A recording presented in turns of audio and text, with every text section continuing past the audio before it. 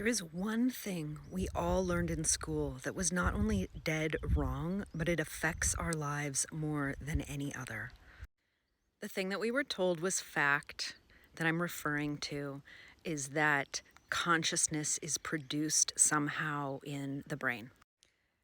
Scientists have been quietly working on this for over half a century. Most notably, David Bohm in 1980 wrote a book called Wholeness and the Implicate Order.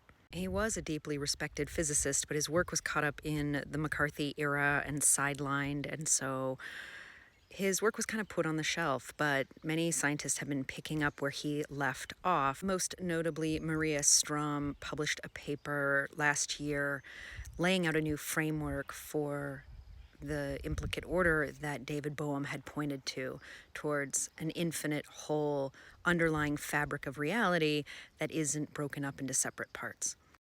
But what I find so important about this is that this isn't just a esoteric idea, but in fact to bring home to you the way that this insidious feeling that we have of being a separate self is actually created by the idea that we took on, the belief that we are a separate self in a separate body, and not understanding the ways that we are interconnected with all life, not just on a conceptual level, but as our lived experience. Hey, I'm Holly, by the way. I'm a meditation teacher and a coach and a scientist. And the practices that I teach help people bring this out of the realm of just an idea into their lived experience, to dissolving the separation that keeps us feeling isolated and lonely and like we're doing it all ourselves. Richard Rudd calls this the ultimate human wound, that of separation.